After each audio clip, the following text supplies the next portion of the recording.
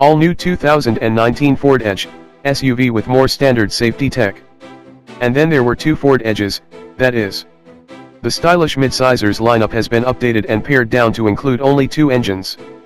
For 2019, Ford's second-generation twin-turbocharged 2.7-liter EcoBoost V-6 is exclusive to the new Edge ST, which replaces and builds on the athleticism of last year's Edge Sport. All regular Edges now are powered by a turbocharged inline-four EcoBoost engine featuring 2.0 liters of displacement. The mid-level, naturally aspirated 3.5-liter V6 option is gone. Everybody is sure to be talking about the new Edge ST's 335 horsepower, but it's of some significance that Ford has switched the rest of the Edge lineup to 4-cylinder power. The 2.0-liter Turbo 4 carries over from last year with an additional 5 horsepower, bringing its total to 250. Peak torque is unchanged at 275 lb-ft. For comparison, the now defunct 3.5-liter V6 made 280 horsepower and 250 lb-ft.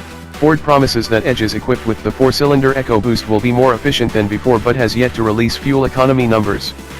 Pricing isn't available yet, but Ford says the model will continue to be offered in SE, Cell, and Titanium trim levels.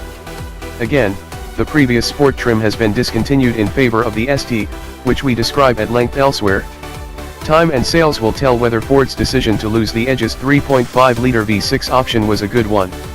In our testing, the 4-cylinder, pre-refresh Edge reached 60 miles per hour in a slowish 8.3 seconds, 0.7 seconds slower than its 3.5-liter sibling. The 315 HP 2.7-liter Edge Sport, on the other hand, was significantly quicker, making the run in 5.6 seconds. No Edge is what you could consider lightweight, something unlikely to change with the 2019's minor tweaks.